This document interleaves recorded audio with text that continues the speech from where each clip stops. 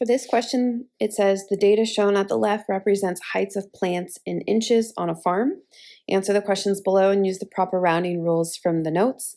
So since we have raw data here, the rounding rules are that we want to go one more than the raw data. The only exception is when we do the mode.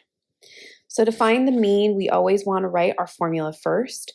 So the sample mean is going to be equal to the summation of x, so adding up all those data values divided by n.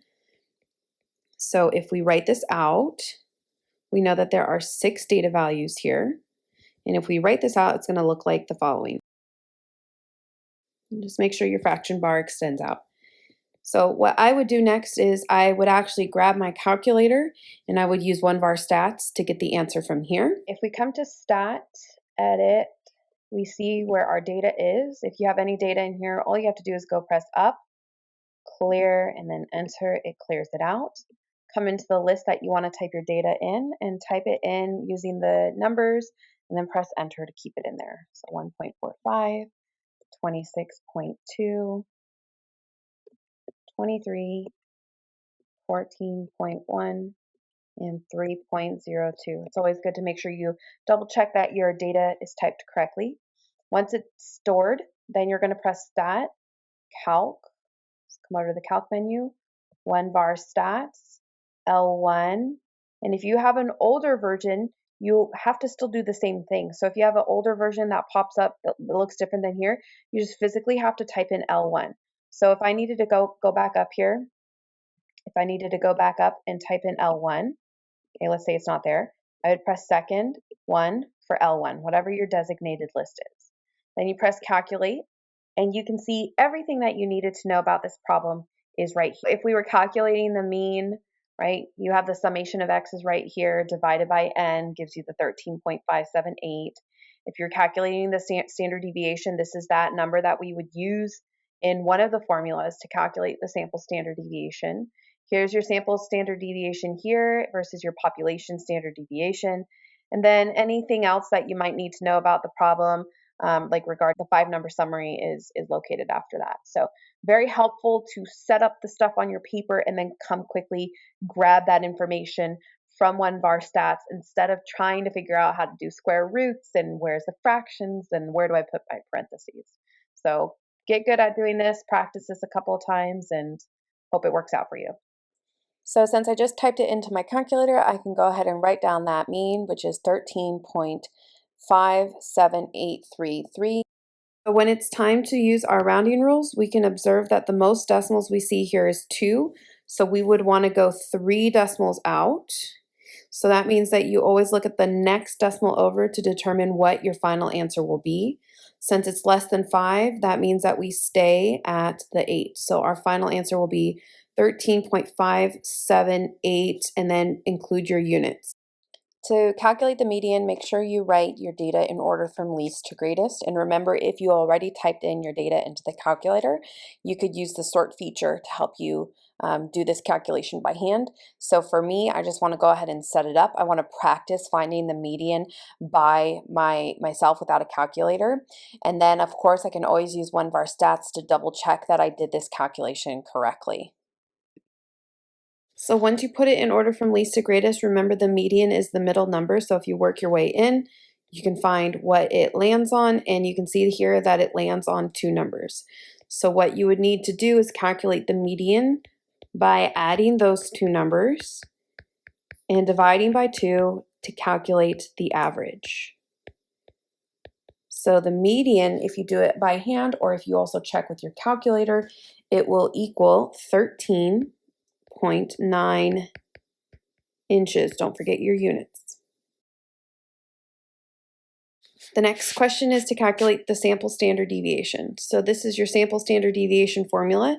There's also another one to use.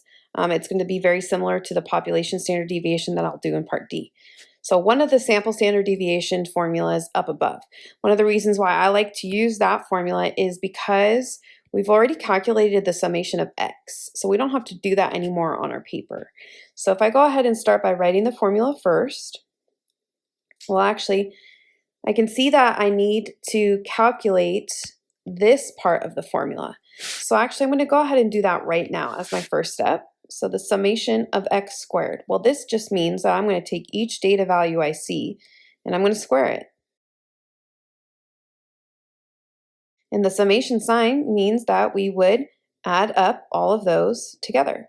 So you could pause the video and calculate that all by yourself, or you can pull it from one var stats, which we already did with our graphing calculator. So if I just pull that back out, I can read the summation of x squared and write that answer down on my paper.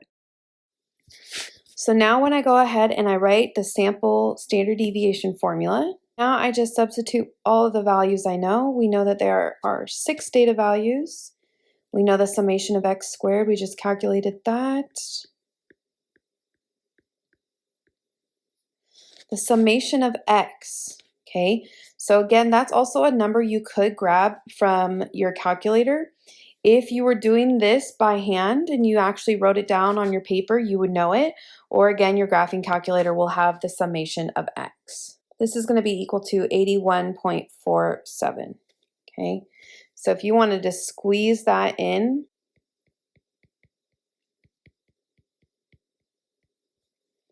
okay, that's where you're also getting that number from right there.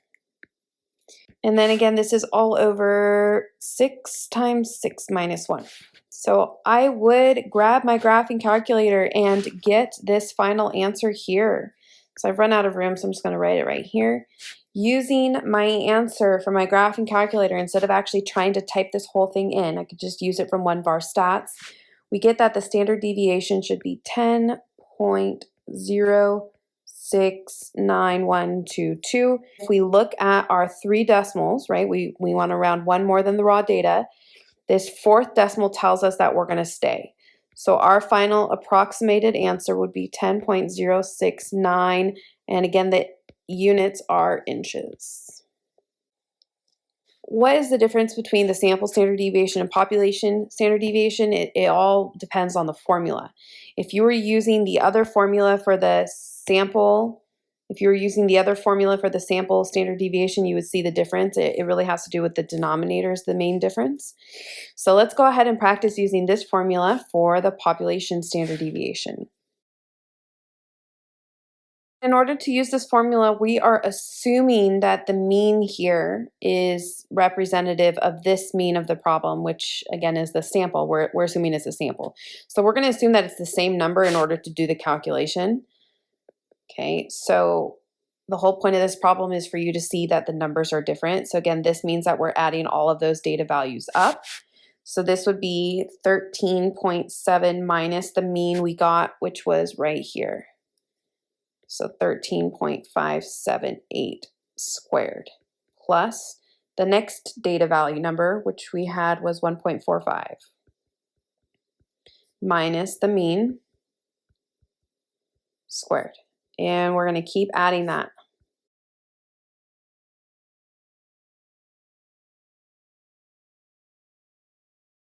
This is going to be all over 6. So I'm going to make my square root a little bit bigger here.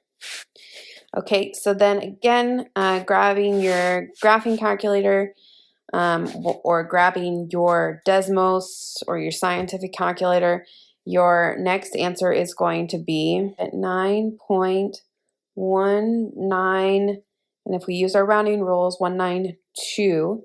And then again, the units are still inches. So you can see that the numbers are completely different from the sample standard deviation to the population standard deviation, and that's mostly because of the denominator.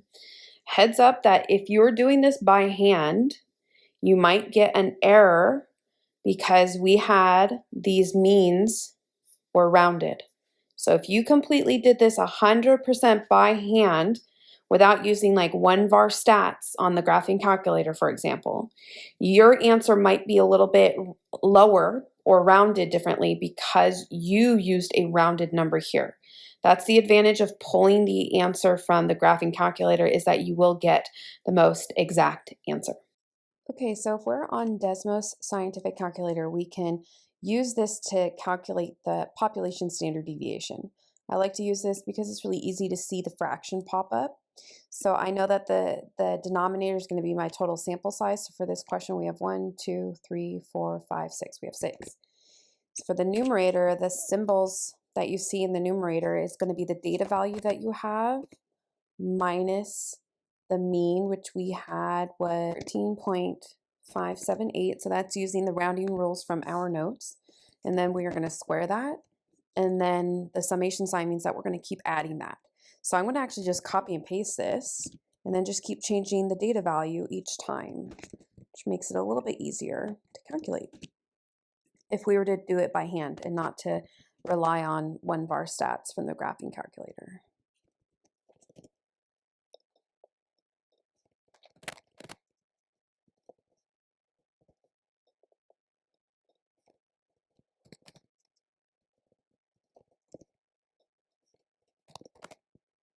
Just go all the way through to make sure that you typed in everything that you wanted, and then this will be your final answer right here with the appropriate number of rounding rules. So that's always one more than the raw data that you see here. So if we see at most 2 decimals, then that means the final answer here would be a 3 decimal answer. So 1, 2, 3, and you always look at that 4th number to tell you if you round up.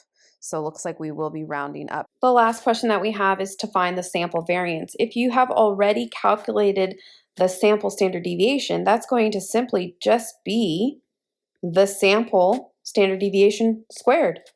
So let's grab that sample standard deviation that we have up above. Let's see, that's 10.069 squared. And yes, we could actually type that into our calculator real quick and get an answer. But if you're also pulling your answer from the graphing calculator, one var stats, that's going to be the most exact answer. And that's going to be 101.38 and then 722. So that means it would be 7. And then the units are inches squared.